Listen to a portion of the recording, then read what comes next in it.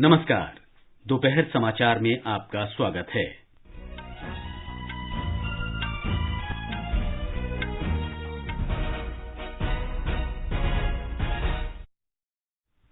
प्रधानमंत्री नरेंद्र मोदी ने बेंगलुरु में सेमीकॉन इंडिया सम्मेलन 2022 का शुभारंभ किया।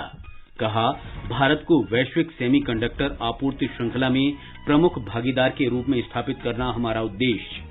प्रधानमंत्री ने कहा, कोविड महामारी के बावजूद सूक्ष्म, लघु और मध्यम उद्यम क्षेत्र में भारत का अच्छा प्रदर्शन।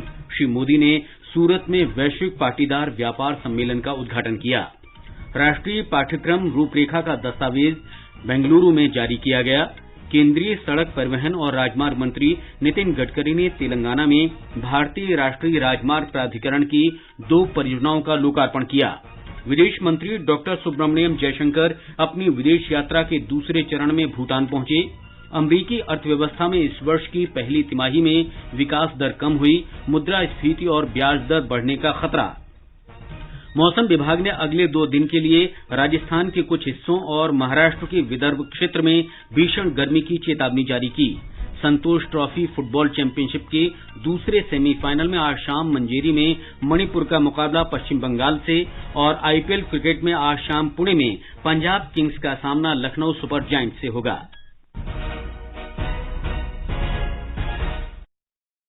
दोपहर समाचार में नवीन सक्सेना के साथ मैं मुकेश कुमार। प्रधानमंत्री नरेंद्र मोदी ने आज वीडियो कॉन्फ्रेंस के माध्यम से सेमीकॉन इंडिया सम्मेलन 2022 का शुभारंभ किया। 3 दिन का ये सम्मेलन बेंगलुरु में आयोजित किया जा रहा है।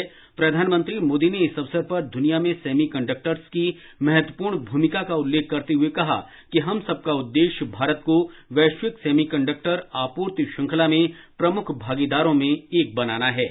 Semicon India program aims to provide financial support to companies investing in semiconductors, display manufacturing and design ecosystem. We are aware that in order for a semiconductor ecosystem to flourish, it is necessary to ensure adequate support from the government. Government must be like the end gate. While the industry works hard, the government must work even harder. We will continue to support the industry in future as well.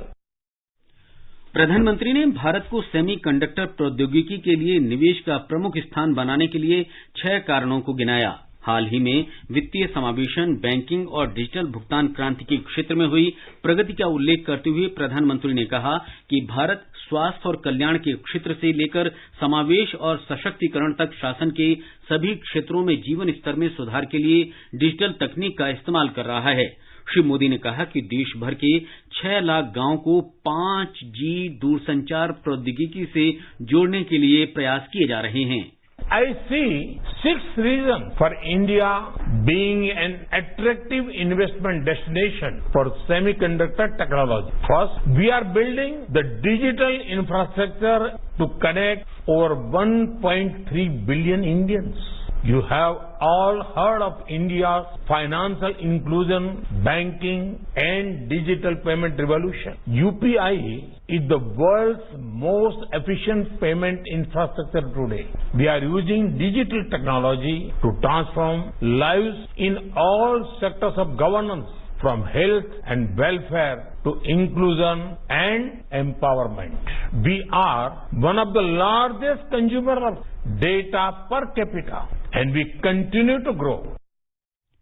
प्रधानमंत्री ने कहा कि व्यापार को सुगम बनाने के लिए व्यापक सुधार किए गए हैं। श्री मोदी ने कहा कि 21वीं सदी की जरूरतों के लिए युवाओं के कौशल और प्रशिक्षण में बहुत अधिक निवेश किया गया है। देश को इलेक्ट्रॉनिक्स विनिर्माण, सेमीकंडक्टर डिजाइन, निर्माण और नवाचार में अग्रणी बनाने के प्रधानमंत्री के सपने को साकार करने के लिए इस सम्मेलन का आयोजन किया जा रहा है। प्रधानमंत्री नरेंद्र मोदी ने आज वीडियो कॉन्फ्रेंस के माध्यम से गुजरात के सूरत में वैश्विक पाटीदार व्यापार सम्मेलन का उद्घाटन किया। मिशन 2026 के तहत सरदार धाम में आयोजित इस सम्मेलन का उद्देश्य पाटीदार समुदाय के सामाजिक तथा आर्थिक विकास पर बल देना है। इस अवसर पर उन्होंने कहा कि देश में पर्याप्त संसाधन मौजूद हैं और हमें केवल आत्मनिर्भर भारत के लिए अपने आत्मविश्वास और आत्मनिर्भरता की भावना को प्रबल करने की जरूरत है। आज भारत के पास इतना कुछ है, हमें बस अपने आत्मविश्वास को, आत्मनिर्भरता के अपने जज्बे को मजबूत करना है। ये आत्मविश्वास तभी आएगा जब विकास में सबकी भागीदारी होगी, सबका प्रयास लगेगा। बीते 8 सालों में देश में बिजनेस का, उद्यम का, क्रिएटिविटी का एक नया विश्वास जगाने का प्रयास किया जा रहा है। श्री मोदी ने कहा कि उत्पादन प्रोत्साहन योजना ने पुराने क्षेत्रों में मेक इन इंडिया में उत्साह भरने के साथ साथ सेमीकंडक्टर जैसे नए क्षेत्रों के विकास की संभावनाएं भी पैदा की हैं। आधुनिक कनेक्टिविटी के इंफ्रास्ट्रक्चर के विकास, नए शहरों के निर्माण, पुराने शहरों में स्मार्ट सुविधाएं विकसित करने, नियमों, कायदों, दस्तावेजों, कंप्लायंसेज के बोझ से देश को मुक्त करने और इनोवेशन की, आइडिया की हैंड होल्डिंग, ऐसे सभी कामों पर एक साथ काम किया जा रहा है। मुद्रा योजना आज देश के उन लोगों को भी अपना बिजनेस करने का हौसला दे रही है जो कभी इसके बारे में सोचते भी नहीं थे। प्रधानमंत्री ने कहा कि सरकार का निरंतर प्रयास है कि नीतियों और काम के माध्यम से साधारण परिवार के युवा भी उद्यमी बने। प्रधानमंत्री ने कहा कि कोरोना महामारी के बावजूद सूक्ष्म, लघु और मध्यम उद्यम सरकार के सहयोग से अच्छा प्रदर्शन कर रहा है और देश के आर्थिक विकास में योगदान दे रही हैं। कोरोना काल की अभूतपूर्व चुनौतियों के बावजूद देश में एमएसएमई सेक्टर आज तेजी से विकास कर रहा है। लाखों करोड़ रुपए की मदद देकर एमएसएमई से जुड़े करोड़ों रोजगार बचाए गए और आज ये सेक्टर नए रोजगार का तेजी से निर्माण कर रहा है। यहां तक कि रेहड़ी ठेले जैसा बहुत छोटा व्यापार कारोबार करने वाला देशवासी भी आज भारत की ग्रोथ स्टोरी से अपने आप को जुड़ा महसूस करता है। पहली बार उसको भी पीएम स्वनिधि योजना से फॉर्मल बैंकिंग सिस्टम में भागीदारी मिली है। हाल ही में हमारी सरकार ने इस योजना को दिसंबर 2024 तक के लिए एक्सटेंड कर दिया है। शिखर सम्मेलन का आयोजन हर 2 वर्ष में किया जाता है। इससे पहले ये शिखर सम्मेलन 2018 और 2020 में गांधीनगर में आयोजित किए गए थे। सूरत में हो रहे वैश्विक पाटीदार व्यापार सम्मेलन 2022 का मुख्य विषय आत्मनिर्भर समुदाय से आत्मनिर्भर गुजरात और आत्मनिर्भर भारत है। विदेश मंत्री डॉक्टर सुब्रमण्यम जयशंकर अपनी यात्रा के अगले चरण में ढाका से भूटान पहुंच गए हैं। डॉक्टर जयशंकर ने कल ढाका में प्रधानमंत्री शेख हसीना से मुलाकात की। बाद में उन्होंने विदेश मंत्री डॉक्टर एके अब्दुल मोमेन के साथ बैठक की। बैठक के दौरान दोनों नेताओं ने आपसी हित के मुद्दों के साथ साथ महत्वपूर्ण क्षेत्रीय और वैश्विक मुद्दों पर चर्चा की। डॉक्टर जयशंकर ने प्रधानमंत्री शेख हसीना को भारत आने का निमंत्रण भी दिया। बैठक के बाद डॉक्टर जयशंकर ने कहा कि इस यात्रा का उद्देश्य दोनों देशों के बीच संबंधों को और मजबूत करना है। डॉक्टर जयशंकर ने इस बात पर प्रसन्नता व्यक्त की कि कोविड के बाद दोनों देशों के बीच व्यापार, द्विपक्षीय परियोजनाओं पर ऋण वितरण, यात्रा सेवा और निवेश नई ऊंचाइयों पर हैं। उन्होंने ऊर्जा और संपर्क के क्षेत्रों में नई परियोजनाओं के शीघ्र चालू होने की आशा व्यक्त की। बांग्लादेश के विदेश मंत्री डॉक्टर मोमीन ने कहा कि भारत बांग्लादेश के लिए सबसे महत्वपूर्ण पड़ोसी है और पिछले कुछ वर्षों में दोनों देशों में कई क्षेत्रों में उल्लेखनीय प्रगति हुई है। सिखों का एक प्रतिनिधिमंडल आज शाम प्रधानमंत्री नरेंद्र मोदी से उनके आवास पर मुलाकात करेगा। प्रतिनिधिमंडल में समाज के विभिन्न क्षेत्रों से जुड़े लोग शामिल होंगे। श्री मोदी का प्रतिनिधिमंडल के सदस्यों को संबोधित करने का भी कार्यक्रम है।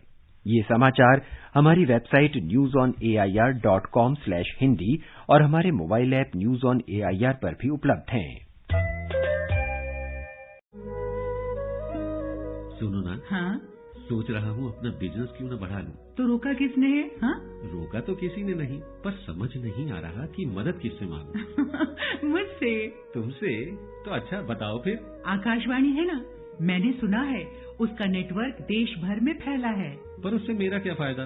देखो, फायदा है। जिस शहर में चाहो विज्ञापन की मदद से उपभोक्ताओं तक पहुंच जाओ।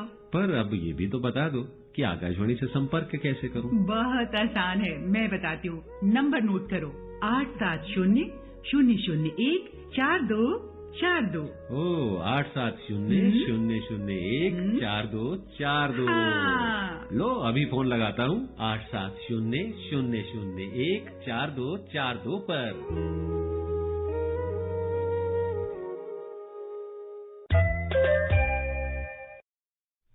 दोपहर समाचार में आपका फिर स्वागत है।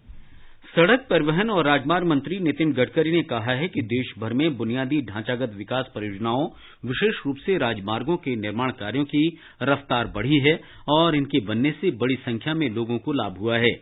उन्होंने आज तेलंगाना में 2 राष्ट्रीय राजमार्ग परियोजनाओं का उद्घाटन किया और 17 अन्य परियोजनाओं की आधारशिला रखी। इस अवसर पर श्री गडकरी ने कहा कि वर्ष 2024 के अंत तक राजमार्गों को विकसित करने के लिए 3 लाख करोड़ रुपए का निवेश किया जाएगा। इस अवसर पर केंद्रीय पर्यटन और संस्कृति मंत्री जी किशन रेड्डी ने कहा कि केंद्र सरकार तेलंगाना में सड़क विकास के लिए हर संभव सहायता प्रदान करेगा।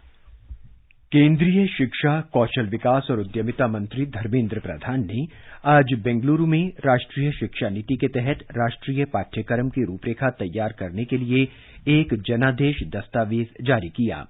ये दस्तावेज राष्ट्रीय शिक्षा नीति और राष्ट्रीय पाठ्यक्रम रूपरेखा के बीच एक कड़ी का काम करेगा। श्री प्रधान ने जनादेश दस्तावेज को नए राष्ट्रीय पाठ्यक्रम तैयार करने और पाठ्य पुस्तकों के लेखन की दिशा में एक और कदम करार दिया। उन्होंने बताया कि प्ले स्कूल के लिए राष्ट्रीय पाठ्यक्रम की रूपरेखा सरस्वती पूजा तक तैयार हो जाएगी। राष्ट्रीय पाठ्यक्रम के बारे में श्री प्रधान ने कहा कि यह आने वाले दिनों में इस देश की नियति को बदल देगा। उन्होंने कहा कि राष्ट्रीय शिक्षा नीति व्यापक विचार विमर्श और सर्वसम्मति से तैयार किया गया एक दस्तावेज है। उन्होंने बताया कि राष्ट्रीय पाठ्यक्रम रूपरेखा तैयार करने के लिए आम लोगों से सुझाव देने के उद्देश्य से एक मोबाइल ऐप तैयार करने को कहा गया है। श्री प्रधान ने कहा कि राष्ट्रीय शिक्षा नीति भावी पीढ़ी के लिए एक ऐसा दस्तावेज है जो देश में शिक्षा प्रणाली को मुक्त कर देगा। तमिलनाडु विधानसभा ने सर्वसम्मति से एक प्रस्ताव पारित कर आर्थिक संकट से गुजर रहे श्रीलंका को राहत सामग्री भेजने की केंद्र से मंजूरी मांगी है। मुख्यमंत्री एमके स्टालिन ने श्रीलंका में भोजन, ईंधन और दवाओं की कीमतों में तेजी से हो रही वृद्धि की ओर इशारा करते हुए कहा है कि वहां के लोगों को इस समय मदद की सख्त जरूरत है। राष्ट्रव्यापी कोविड टीकाकरण अभियान के अंतर्गत देश में अब तक 188 करोड़ 65 लाख से अधिक टीके लगाए जा चुके हैं। स्वास्थ्य मंत्रालय ने कहा है कि कल 22,80,000 से अधिक टीके लगाए गए। इस दौरान 3,377 लोगों में संक्रमण की पुष्टि हुई। स्वस्थ होने की दर 98.74% है। इस समय देश में संक्रमित लोगों की संख्या 17,801 है। देश में अब तक 83 करोड़ 69 लाख से अधिक कोविड नमूनों की जांच की जा चुकी है। आगे बढ़ने से पहले मुख्य समाचारों पर एक नजर।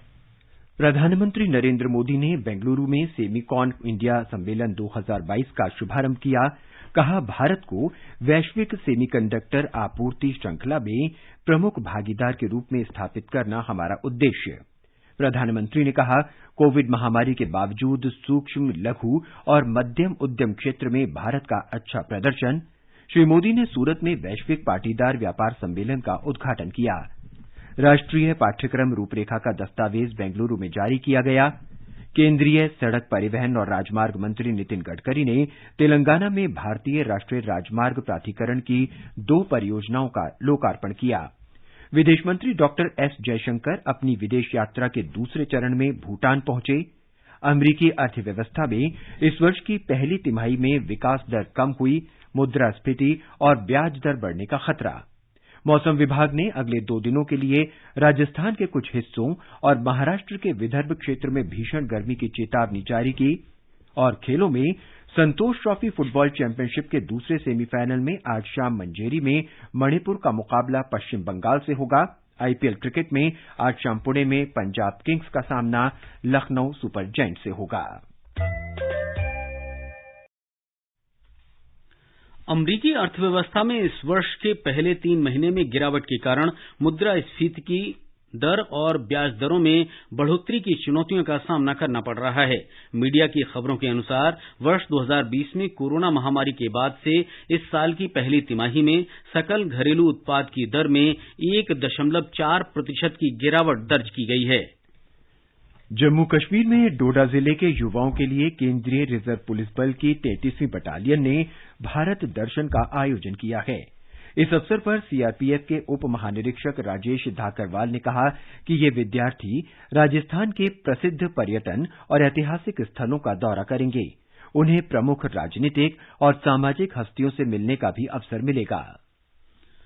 आजादी का अमृत महोत्सव के हिस्से के रूप में आकाशवाणी समाचार आजादी के तराने शीर्षक से एक कार्यक्रम प्रसारित करता है। ये कार्यक्रम उन देशभक्ति गीतों पर आधारित है जिन्होंने स्वतंत्रता आंदोलन में लोगों में जोश भर दिया।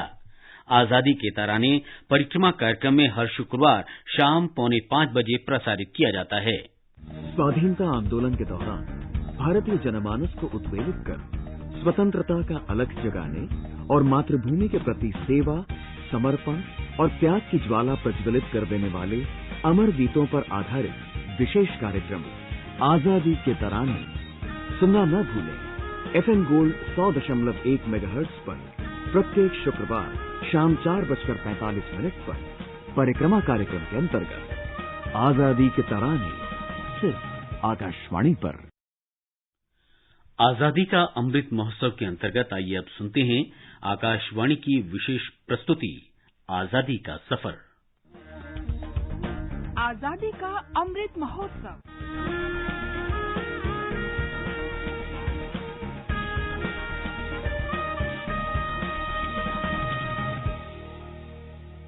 आजादी का सफर आकाशवाणी समाचार के साथ एक राष्ट्र का उदय, भारत का गौरवशाली स्वतंत्रता संग्राम आधुनिक विश्व में घटित महानतम संघर्षों में एक है। आकाशवाणी समाचार प्रत्येक दिन आप तक पहुंचा रहा है इस स्वतंत्रता आंदोलन की एक झलक।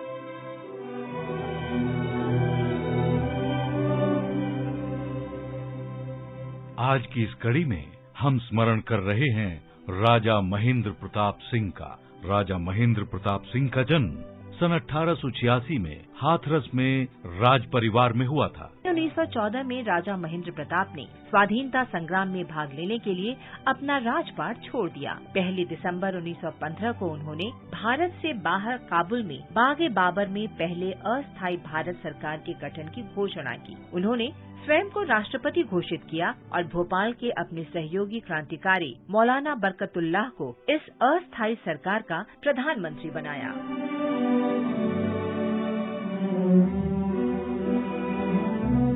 राजा महेंद्र प्रताप स्वदेशी आंदोलन से भी गहराई से जुड़े रहे और उन्होंने स्थानीय कारीगरों के साथ छोटे उद्योगों को लगातार बढ़ावा दिया। दादा भाई नौरोजी और बाल गंगाधर तिलक के भाषणों से गहराई से प्रभावित राजा महेंद्र प्रताप ने विदेशी कपड़ों को जलाने का आंदोलन चलाया।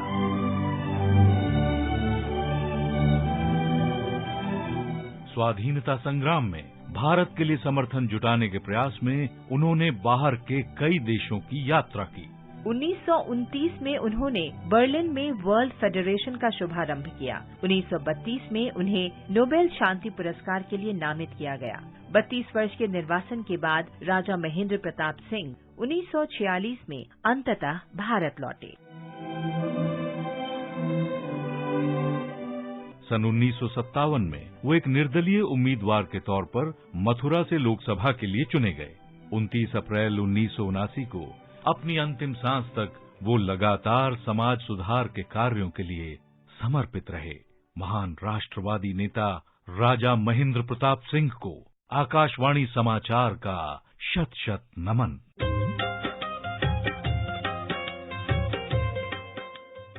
आज हम ओडिशा के स्वतंत्रता सेनानी गोपबंधु चौधरी का भी स्मरण कर रहे हैं। उनका जन्म ओडिशा के जगतसिंहपुर जिले में हुआ था। पढ़ाई पूरी करने के बाद वे डिप्टी मैजिस्ट्रेट के रूप में ब्रिटिश शासन से जुड़े। 4 वर्ष बाद ही उन्होंने डिप्टी मैजिस्ट्रेट के पद से इस्तीफा दे दिया और अपना जीवन देश के लोगों के लिए समर्पित कर दिया। उन्होंने गांधीवादी कार्यक्रमों में भाग लेना शुरू कर दिया। वो ओडिशा कांग्रेस समिति के सदस्य बन गए और बाद में उत्कल सम्मेलनी के स्थायी सदस्य भी बनाए गए। स्वराज के लिए गांधीवादी संघर्ष के इस चरण में उनका सर्वाधिक महत्वपूर्ण योगदान जनवरी 1922 में जगतसिंहपुर में अलकाश्रम की स्थापना था। इस आश्रम में उन्होंने ग्रामीण पुनर्निर्माण और शिक्षा की गांधीवादी प्रणाली को प्रायोगिक तौर पर अपनाया।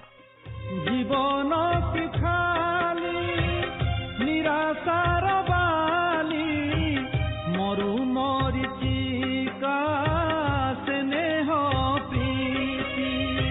1930 में गोपबंधु सविनय अवज्ञा आंदोलन और नमक सत्याग्रह के विख्यात नेता बन गए। ब्रिटिश प्रशासन ने 1930 में उन्हें गिरफ्तार किया और मार्च 1931 तक कारागार में रखा। 1934 में महात्मा गांधी ने ओडिशा में पदयात्रा की। गांधी जी ने गोपबंधु को बारी में सामाजिक कार्य करने के लिए चुना और गांधी जी की ही सलाह पर उन्होंने 13 अगस्त 1934 को अपने परिवार और कुछ सहयोगियों के साथ बारी में एक ठिकाना बना लिया और लोगों के लिए सेवा कार्य शुरू कर दिया। आजादी के बाद गोपबंधु 1950 के दशक में प्रसिद्ध भूदान आंदोलन से जुड़ गए। ग्रामीण ओडिशा में महात्मा गांधी के आदर्शों को लागू करने के सार्थक सेवा काल के बाद 29 अप्रैल 1958 को उनका निधन हो गया। महान स्वाधीनता सेनानी गोपबंधु चौधरी को हमारा शत शत नमन।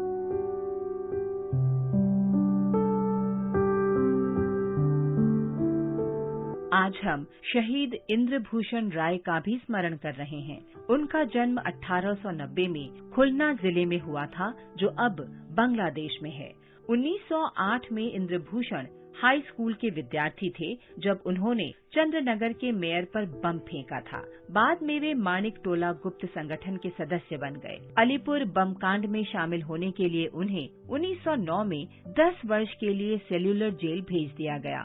सेल्यूलर जेल में ब्रिटिश अधिकारियों ने उन्हें इतनी अमानवीय यातनाएं दी कि उन्होंने 29 अप्रैल 1912 को जेल में ही आत्महत्या कर ली। स्वदेश की माटी के इस महान सपूत को आकाशवाणी समाचार का शत शत नमन। और अब आकाशवाणी समाचार के साथ आजादी का सफर की ये कड़ी संपन्न होती है। कल फिर मिलेंगे एक नई कड़ी के साथ।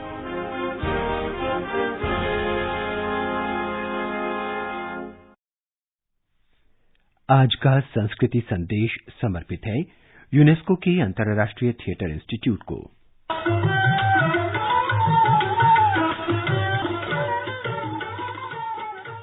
किसी भी देश की नृत्य वहाँ के नागरिकों के लिए केवल मनोरंजन के साधन ही नहीं, बल्कि वहाँ की संस्कृति और परंपराओं के परिचायक भी होते हैं। इसी विचार को ध्यान में रखते हुए यूनेस्को के अंतर्राष्ट्रीय थिएटर इंस्टीट्यूट ने 29 अप्रैल को नृत्य दिवस के रूप में मनाने का निर्णय किया। तब से पूरी दुनिया में 29 अप्रैल को विश्व नृत्य दिवस मनाया जाता है। इसका उद्देश्य जनसाधारण के बीच नृत्य की महत्ता को स्थापित कर लोगों को नृत्य कला के प्रति जागरूक करना है। संस्था चाहती है कि दुनिया की सभी शिक्षा प्रणालियों में नृत्य को उचित स्थान दिया जाए। इसी विचार से 2005 में नृत्य दिवस को प्राथमिक शिक्षा पर केंद्रित किया गया, जबकि 2007 में इसे बच्चों को समर्पित किया गया। बताया जाता है कि आज से लगभग 2000 वर्ष पूर्व त्रेता युग में देवताओं के आग्रह पर ब्रह्मा जी ने नृत्य वेद तैयार किया था। तभी से नृत्य की उत्पत्ति हुई। बाद में जैसे जैसे समय बीतता गया, समाज की मांग और नर्तकों की रुचि के अनुसार नृत्यों के स्वरूप और उनके नाम बदलते गए। कथकली नृत्य 17वीं शताब्दी में केरल राज्य से आया। मोहिनी अट्टम में नर्तक भगवान के प्रति अपना प्यार और समर्पण दिखलाता है।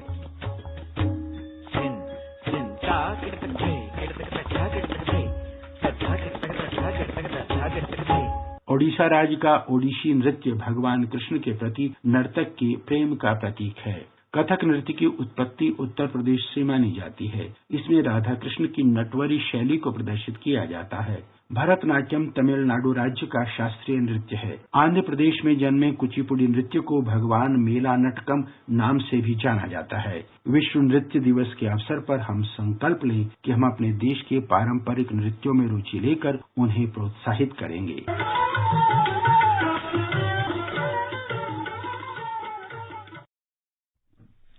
ये समाचार आकाशवाणी से प्रसारित किए जा रहे हैं। ताज़ा समाचार जानने के लिए आप हमारे Twitter handle @AIR News Hindi को फॉलो कर सकते हैं। कंपटीशन की अगर आप कर रहे हैं तैयारी, तो उनके लिए ऑल इंडिया रेडियो पर हम लाए हैं अभ्यास।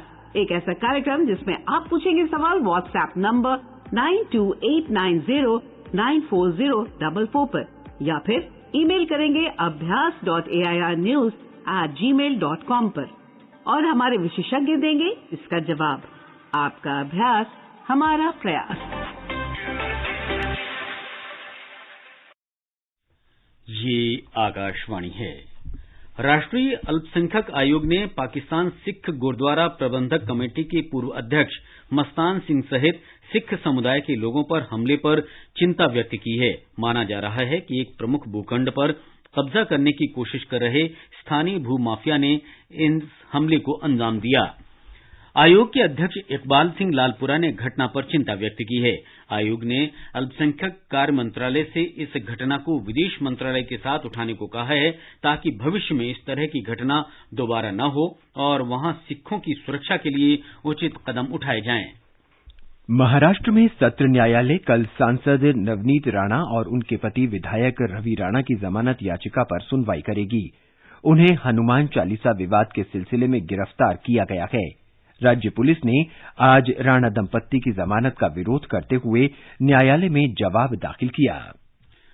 राजस्थान में भीषण गर्मी से जनजीवन अस्त व्यस्त है। कल इस मौसम का सबसे गर्म दिन रहा। कुछ जिलों में तापमान 46 डिग्री सेल्सियस से ऊपर रहा। मौसम विभाग ने आज के लिए 9 जिलों में ऑरेंज अलर्ट जारी किया है। कुछ जिलों में लू का येलो अलर्ट जारी किया गया है। गर्मी के कारण बिजली और पेयजल का संकट गहरा गया है। मौसम विभाग ने महाराष्ट्र के वर्धा, अकोला, चंद्रपुर और यवतमाल जिलों में अगले 2 दिन के लिए भीषण गर्मी की आशंका व्यक्त की है। आकाशवाणी समाचार से बातचीत में मौसम विभाग के महानिदेशक मृत्युंजय महापात्रा ने बताया कि उत्तर पूर्वी भारत और मध्य भारत में भीषण गर्मी जारी है। मौसम विभाग ने पश्चिमी राजस्थान, पंजाब, हरियाणा, दिल्ली, पश्चिमी उत्तर प्रदेश, मध्य प्रदेश और झारखंड में लू की स्थिति को देखते हुए अगले 3 दिन के लिए येलो अलर्ट जारी किया है। आकाशवाणी से बातचीत में मौसम विभाग के वरिष्ठ वैज्ञानिक आरके जेनामणि ने कहा कि पश्चिमी विक्षोभ के कारण अगले महीने की 2 तारीख से इन क्षेत्रों में गरज के साथ छींटे पड़ने की संभावना है। हीट वेव पीक पर है और मेनली जो हीट वेव एक मैक्सिमम भारत का हिस्सा में है, जैसे राजस्थान है, पंजाब, हरियाणा, राष्ट्रीय राजधानी दिल्ली है, उत्तर प्रदेश है और उसके साथ साथ जो मध्य प्रदेश और विदर्भ और हमारा जो इलाका है मध्य महाराष्ट्र का भी था और ईस्टर्न इंडिया जो पूर्व भारत है, उड़ीसा, झारखंड, बंगाल और बिहार भी है। और अगर इसका तापमान का बात करें तो मैक्सिमम स्टेशन जो है 43-45 है और अराउंड 15 स्टेशन 45 से 46 तक है। कि जो देखते हुए हम लोग जो है ऑरेंज अलर्ट जारी किया है और ये जो है अगले 3 दिन तक चलेगा और जो उत्तर भारत और सेंट्रल इंडिया है वो 2 तारीख ऑनवर्ड फॉलो होना शुरू होगा और पूर्व भारत काल से फॉलो हो रहा है तापमान। और अगर बात करें बारिश का जो एक्टिव वेस्टर्न डिस्टर्बेंस 2 नाइट को आ रहा है, इसमें आंधी भी कहीं कहीं जगह पर हो सकता है, रेन थंडरस्टॉर्म हो सकता है। अच्छा एक गुड न्यूज है कि 2 से 5 तक जो है तापमान 38 to 40 डिग्री रहेगा और हीट वेव से रिलीव होगा। बहुत सारा पार्ट जो इंडिया में जो हीट वेव चल रहा है इसका समाप्ति होगा। संतोष ट्रॉफी फुटबॉल चैंपियनशिप के दूसरे सेमीफाइनल में आज शाम मंजेरी के पायनाड स्टेडियम में ग्रुप बी के विजेता मणिपुर का मुकाबला 32 बार के चैंपियन पश्चिम बंगाल से होगा। आईपीएल क्रिकेट में आज शाम 7:30 बजे पुणे के महाराष्ट्र क्रिकेट एसोसिएशन स्टेडियम में पंजाब किंग्स का सामना लखनऊ सुपर जायंट से होगा। अंत में मुख्य समाचार एक बार फिर। प्रधानमंत्री नरेंद्र मोदी ने बेंगलुरु में सेमीकॉन इंडिया सम्मेलन 2022 का शुभारंभ किया। कहा, भारत को वैश्विक सेमीकंडक्टर आपूर्ति श्रृंखला में प्रमुख भागीदार के रूप में स्थापित करना हमारा उद्देश्य।